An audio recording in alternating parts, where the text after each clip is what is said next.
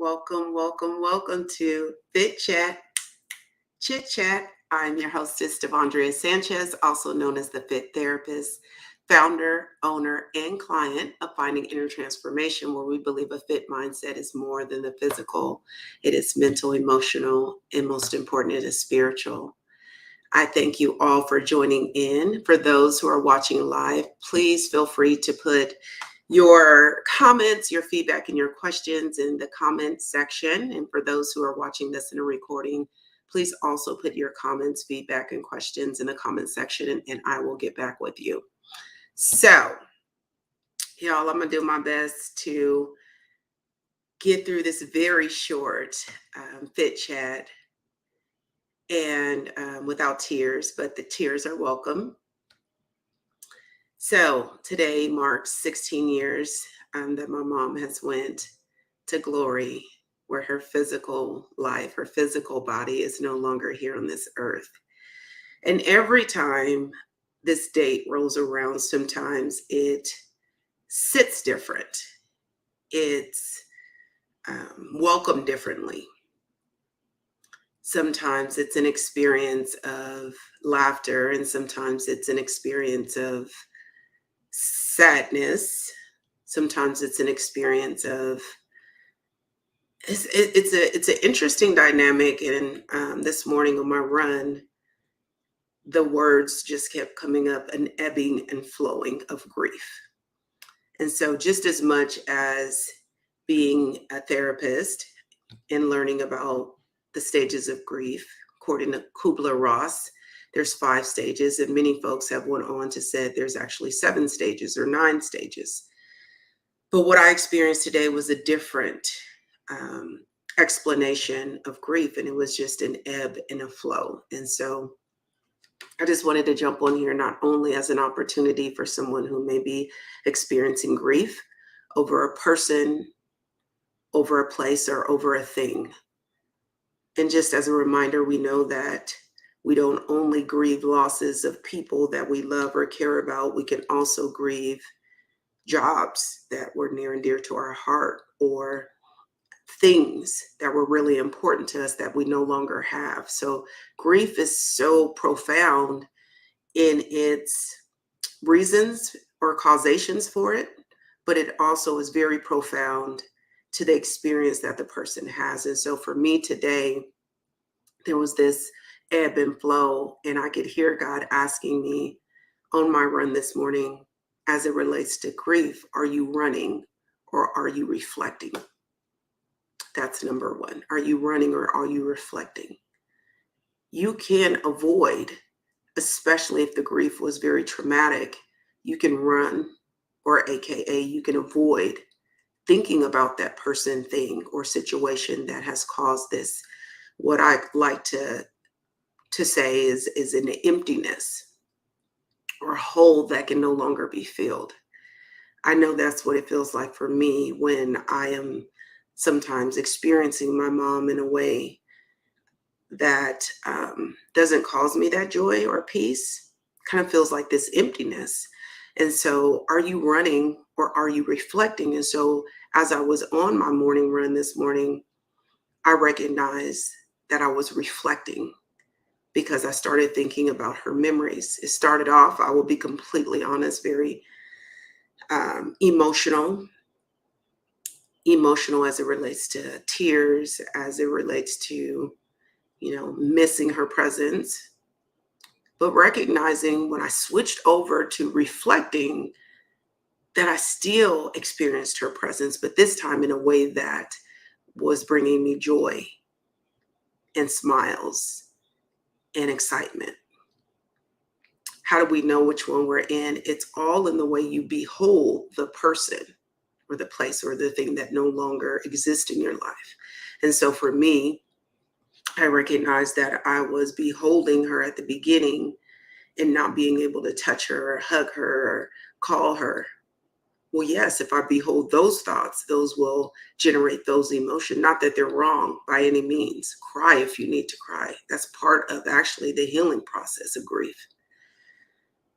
But when I switched over to reflecting, the beautiful moments that we shared, all the things she poured into me, the love that she expended to others, her selflessness, because she definitely was that. Instantly, I was filled with feelings of um, peace, of love, of care, of um, admiration. And it switched. It switched my physiological state, which tells me we have the power and authority for that, even in the midst of grief. So that's number one. Are you running or are you reflecting over the thing that no longer exists in your life? Number two, I recognized who I could pity or I could pursue. Yes, you could pity yourself in grief. A great time that I had with that experience was after my mom passed. I thought I was strong enough to go back to work. And during this job that I worked, I had to work with adolescents, and I'll fast forward through the details, but it finally came to her mother had died, and the father had asked me to let her know since she was my student. And so when she came to call her dad, because I refused to tell her, I seen the look on her face, and right then in that moment, I recognized her mother wouldn't be able to see some of the things that my mother had got a chance to see in my life. And even though my mom passed very young, her mom was 34, 35. So is pitying a wrong thing? I would say not. How you decide to relish in it and longing for someone to be near you that you loved is not wrong at all.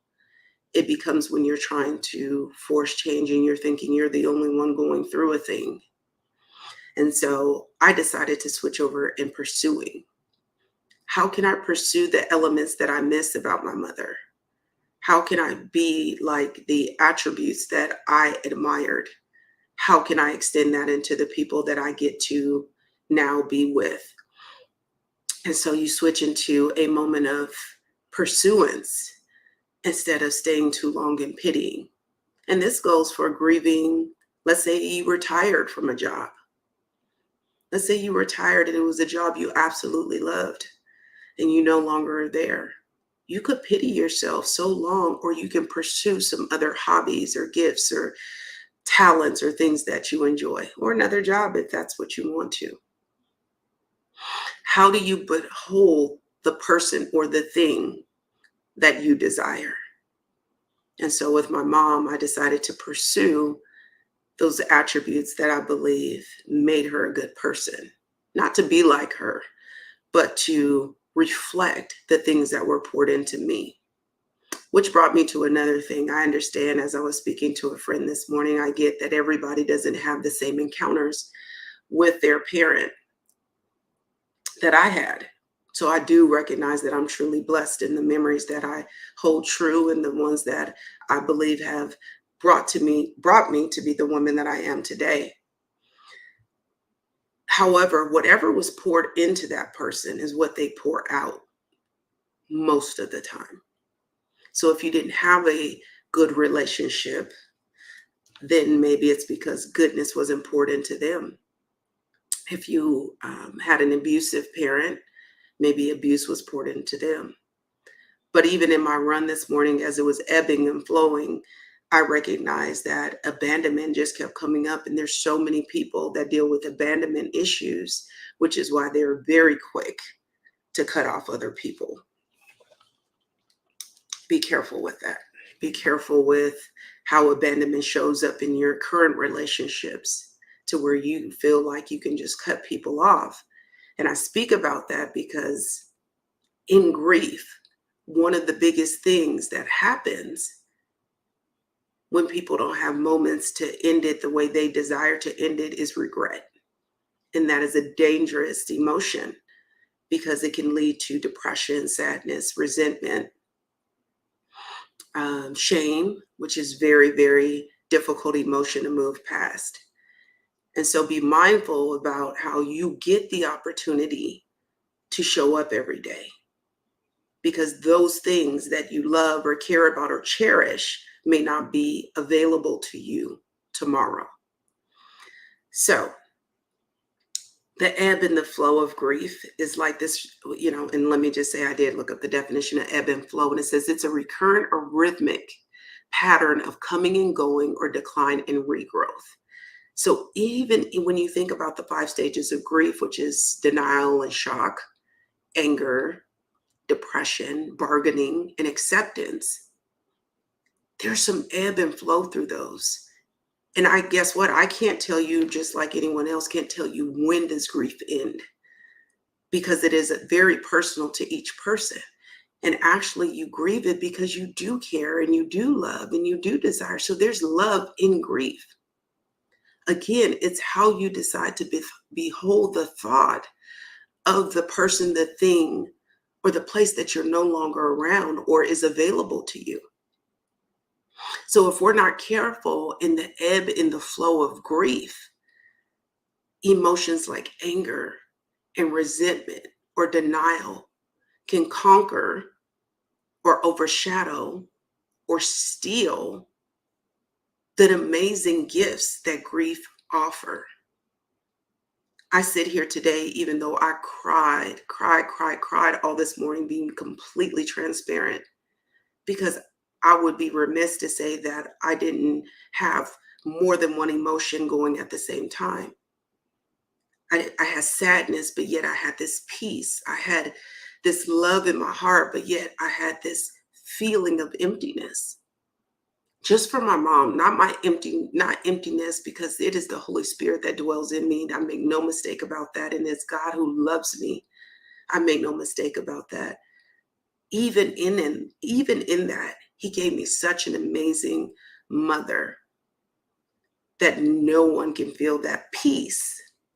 But I thank him for the relationships and people he's put in my life to buffer that emptiness. And it's only emptiness when I switch into beholding the thought that I can't physically touch her. But if you make the shift that I can behold the thought of what that person, and in this particular case, my mom, poured into me, then I allow those things to fill me up. And I don't have to sit in resentment or denial or shock or anger or depression. Now, one of the things that I often say too is that in grief, you get to. What do you get to do in your grief? Like, I get to play Luther Vandross. Like, I get to. Sometimes I'm crying like I was this morning. But listen, by the end of it, when I started reflecting on the amazing things that existed about my mom in her physical sense, I get those memories still are in me. And just like grace, because that's part of grief as well. Grace is part of it. So in grace, I get to either endure it or enjoy it. And I love something T.D. Jakes said. He mentioned about that, weeping may endure for a night, but joy cometh in the morning. And we don't know how long the night will have, but one thing that is for certain is that joy comes.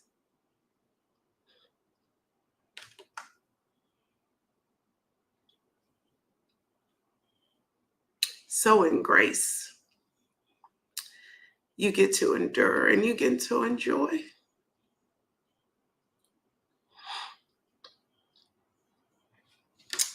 So I knew I wasn't going to get through this without crying, but tears are seeds. And if I'm not mistaken, I believe it's Psalms 126:15 or 16. I could be wrong. It's in Psalms for sure. That seeds that are sown, they reap a harvest. They reap a reward of joy and rejoice. So I'm thankful even for the tears that are shed in this. So my question to you, if you've lost someone, and remember, loss doesn't even mean no longer physically being present. You may have lost the mother or father or friend or family member like how they used to be, but a trauma changed them, or, dementia or Alzheimer's changes the trajectory of a person's thinking and mind. And so when you think about something that no longer exists, maybe it's the fun in a relationship. Grief is so long and expansive. However, grace is long and expansive too. And so I'm thankful today that, love never dies. And so it doesn't matter if that person or that thing or that place is no longer physically present, the love that you cherish for that person, place, or thing still exists. But it's only in beholding the moment, the person, and the thing. And so today, 16 years that my mama has went to glory, I choose to behold the moments that she poured into me. I choose to behold the moments that we got to experience together. And I get to choose to behold, to see her still in family members. Like it is almost eerie that every one of my nieces have an element of my mom. That I get my mother's sister, who was almost like, man, she is the closest thing that I have to my mother. And just the gifts that grief left, like it truly left a print, an imprint that like I get to now see this beauty in it all. Thank you, Doreen. My heart rests with you for 19 years. Thank you. Thank you. So I will extend this to you all. I do have another fit chat on motherless daughters. If you want to hear a couple stories of women who have lost their mother, one to an illness, one to murder. I don't care how you lose the person, especially when we talk about people. A loss is a loss. For some people, they're grieving the loss of a family member who is just no longer present. That's a loss, and I sit with you with that. But then my question to you, are you enduring? Are you enjoying? Are you running? Are you reflecting? And are you pitying or are you pursuing? Each one you get to. Each one of those you get to. Thank you, Claudia. Psalms 126, 5 and 6. They that sow in tears shall reap in joy. He that goeth forth and weepeth beareth precious seed, and shall doubtless come again with the rejoicing, bringing his sheaves with him. Amen. Thank you. So if how you sow in tears today or for that loved one, just know that God is collecting them, and joy will come in it. Joy will come in it, and you will get the abundance of the harvest. So I thank you for joining in today. Is there someone who wants to shout out their family member? Doreen, thank you. God bless you and your family. And I pray that your mama is just all through people and experiences today. If there's someone who has a story or a comment that they want to share, that they want me to extend out to someone else who it may help, or provide a healing space for someone, put it in there. Put it in the chat. I just wanted to get on here. It's not even to pay homage, because I recognize I can't. There's no words that I could say that could even remotely change the experiences. But how do you decide to experience those today is up to you. And so today I just choose to enjoy them. And I thank God for the grace on today. I thank him for the tears that are sown, because it is through that joy cometh. It is part of my portion. That peace is part of my portion. I can tell you it's taken a while to get here. It wasn't always the case. And for those who are grieving the loss, especially of a loved one, how do you pay homage to them? How do you honor them? How do you honor the memories that still are with you? How do you extend that out? I try to share a piece of my mom with people. She was so selfless and like seriously like God led, that I get to share some of that. Andrea Jackson, Jack's cousin, just lost her mom July 10th, her best friend. now has lost both parents. So we shout out to Audria. I pray that I'm saying her name right. We sit with you today because we recognize when it is recent, it sits differently. It just does. When it's recent, you're still processing what's happening. And so I do believe what Kubler-Ross talks about, denial and shock being the first stage. Even if that person was sick, I think we do a really great job of entering life, right? We have these gender reveals, we have these baby showers, we thinking about names, we're getting cribs ready, we're getting all these preparations, but the only preparation for death that we get is recognizing that it will happen. Hopefully you're aware of that. None of us will be here forever. Number two, if you're privileged enough, and I'm going to use the word privileged enough to create a will and a trust to say, you know what, I want my belongings to go here. That's a privilege. Not everybody gets that. Matter of fact, I can tell you that's another gift that I was given, is that I need to get my stuff together. It's almost prideful to think you don't need to get your stuff together. Even if you just write a letter to someone to say, I want this person to have this, I want this person to do that, and you sign it and you take it down to get a notary. Doreen says, I use my experience by supporting others in their loss. I love that. God bless you, Doreen. And it is because of us who's willing to share that experience to support someone else to just say, you know what, I get it. My mom was my best friend. I get it. I get when people have Mother's Day, and mine looks different. It just looks different. I'm not saying it's better or worse. It's just different. It allows me to love on my babies a little bit harder and be thankful that I get to now be a mom. Shonda says, I try to love on my kids and show love to them the way my mama loved and looked to me as a kid. The untarnished, innocent, perfect image of love that existed in my mind back then. Whew. Don't have me in here crying, Miss Shonda. Yeah, that's a very good way, a beautiful way of putting it. The untarnished, innocent, perfect image of love that existed in my mind back then. I'm picking up on your words. And even though I knew my mom had faults, it didn't matter. And it doesn't matter now. And just remember, if you did not have a healthy relationship with your mom, I want you to try to go back as far as you can and see how and what was poured into grandma and great grandma and great great grandma. And I can only imagine that what was poured in is what you got. And so let's just spend this time enjoying the pieces that you did get, even if for a moment that you can shift into an enjoyable moment that lets you love on everybody else. Because even here with my imperfect self, my tarnished self,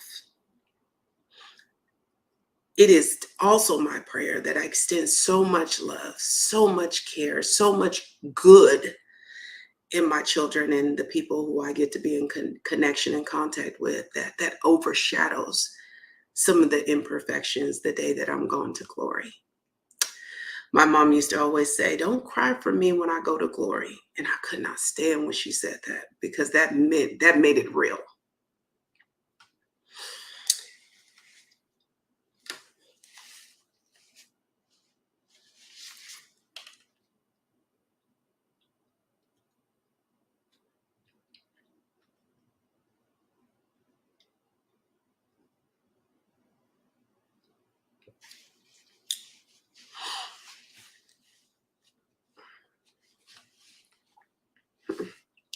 That made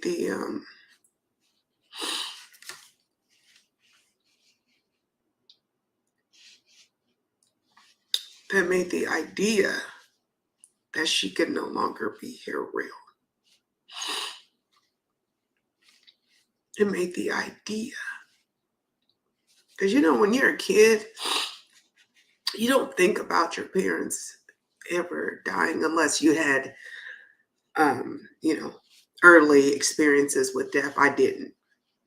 I remember my first funeral being a great uncle who I really didn't even know or had been around very much.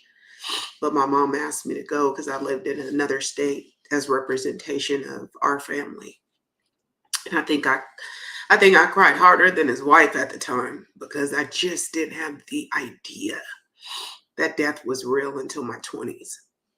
So then when my mom died at the very tender age of 50, and I was only 27 or 28 years old, maybe, the ideas and the conversation started becoming real, but you still just kind of have this denial that it could happen to like your person, right? That's the enduring, that's the weeping of grief. Thank you, ladies. So I just want to say, be okay with the ebb and the flow of grief, in the rhythm, the pattern, that some moments you will completely laugh at a memory. And then that same memory on another day or another date, it could be something that you curl up and become 6 years old all over again.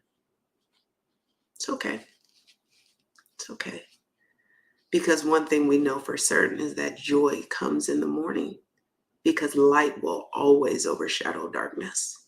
Always. So I didn't want to be on here long. I just had to share some things that God placed on my heart. Are you running or reflecting? Are you enjoying or enduring? Are you pitying or pursuing? And I will share one thing that is, besides being in the love of Christ in relationship, other than that, I journal. The day we buried my mother, I didn't realize that she had been keeping journals for years, and God allowed me to see those journals. And I didn't know a whole lot of things about how she was feeling until I read the journals, but by then it was too late, right? It's too late to say, Mama, you should have told me. You know, it's too late to say, gosh, I should have hung out with her more when I was a teenager and all I cared about was my friends. But I didn't stay there, you know, because that's the pitying part. So what I decided to do was keep journals myself. So I just finished one last week. And that is, I believe, my 4th or 5th journal. And I've been journaling now since 2006. So I would encourage anyone who says, what do I do with grief? Audrea Jackson, get a journal. You can write to God, you can write to Mama, you can write to Daddy, you can write to your own children, you can write to yourself. And I have a little bit of everybody in there. Get it out, because that's what the human brain wants you to do. It doesn't know what to do with the circular motion of thoughts, because all that eventually does is create a breeding place for worry. See, every time we think about something, it generates these chemicals that start producing this feeling. So if I'm thinking at grief, in the pitying or the running or the enduring piece, then it can generate these chemicals of like adrenaline and cortisol and create stress on my mind and my body. And then that creates inflammation, and that can cause other things like heart disease, stress. It can create migraines. It can create GI, gastrointestinal problems. But if I just shift my thoughts, just shift those over into the joy, the peace that I get to, the memories, the smiles, the jokes, the laughter, then I produce these feel-good hormones, right? Like endorphins, and increase that serotonin and all of those things that make us feel good, norepinephrine. And now we've shifted away from inflammation of the body to doing what we were created to do, which is kind of create and generate this space to allow God's peace to flow in. And so journaling is amazing when you don't know what to do with those feelings, or when they're happy feelings. You don't have to wait until you feel sadness to journal, but that's really helped me. And of course, take care of yourself, get good sleep, Please impress upon Audria Jackson to eat well, continue the normal things so your body and your brain don't start associating it with trauma. And then you find yourself with insomnia or stress eating or emotional eating or headaches. Continue to hydrate and continue to pay honor. What way do you want to pay honor? Me and Shonda have released balloons to our mamas one day. And out of all days that I've released the balloons, and I've done it at least 10 times, my mamas get stuck in a tree. I said, girl, you still up here showing out. Still showing out. I love that woman. And I love you all. Thank you for being on here. I just wanted to keep it very brief. Share this with someone you know who's grieving. Thank you for the hugs. Angeli, thank you. Angelina, thank you because you're a blessing too. Shonda, yes, you know that. Listen, we our mamas never met, but I assure you, they still showing out. Today, I choose to enjoy and reflect. I hope you do as well. If you'd like to be on Fit Chat Chit Chat because you have a story to tell, you have something you want to hear more about, email me at fitchatchitchat@gmail.com. Follow me on YouTube if you're not, at the Fit-Therapist. You can find me on all social media platforms. I don't know if I'm on Twitter anymore, but anyway, at the Fit Therapist. I love you all. God bless. I love you too, Claudia. Take care and blessings to you all. Have an amazing weekend in joy. Have an amazing weekend in love. Take care.